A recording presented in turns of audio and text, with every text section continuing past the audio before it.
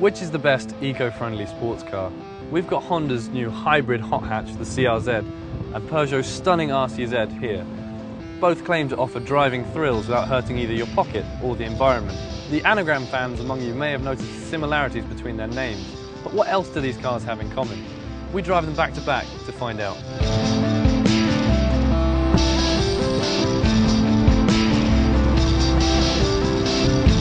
The CRZ is the first hybrid ever to come fitted with a 6-speed manual gearbox, and it's a good indicator of its sporting intent. The dash is laden with technology, and there's 3 different driving modes to choose from: Sport, Normal and Economy. In Sport mode, the steering and the throttle response are both sharpened up, and the 1.5 litre petrol engine gets extra assistance from the battery, which makes it torquier lower down the rev range. With a combined power figure of 122 bhp, the CRZ isn't going to break any speed records, but it still manages the 0-60 sprint in under 10 seconds, and because it's a lot lighter than some other petrol-electric hybrids, at just under 1,200 kilos, it feels much more nimble in the bends. This is definitely one fun hybrid.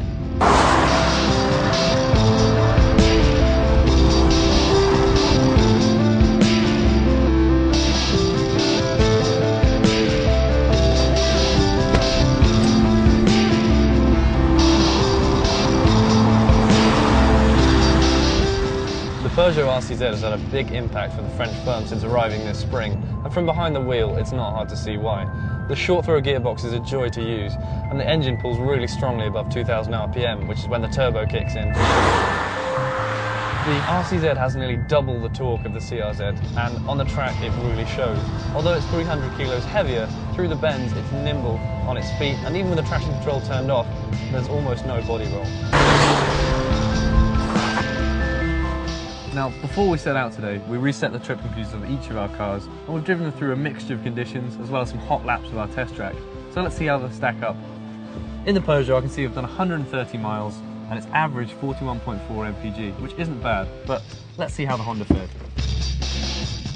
Now, in the Honda, I can see that we've driven a little bit further, 131 miles, but the mpg isn't anywhere near as good, only 39.5, which for a hybrid car with an electric engine and a start-stop system isn't what you might expect, especially considering the Peugeot is just a regular diesel engine.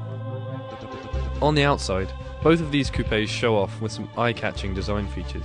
The Honda's sharp and futuristic lines are recognisably Japanese, and a number of fin-like shapes on the body give it a low-slung, aggressive stance.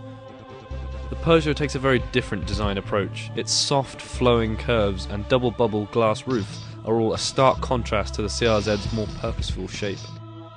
The RCZ's leather-lined interior features details that wouldn't look out of place in a luxury saloon, like a big analogue clock in the middle of the dash and heated sports seats. And importantly, the build quality is much better than you might expect from French cars of old.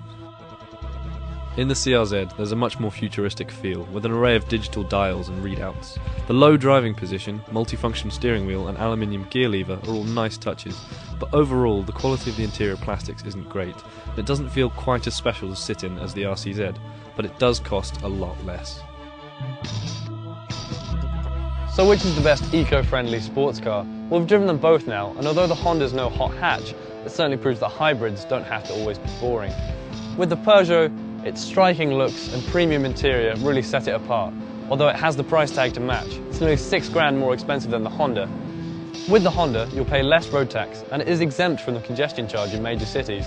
Although, as our MPG figures showed, driving a hybrid won't always save the environment or your money.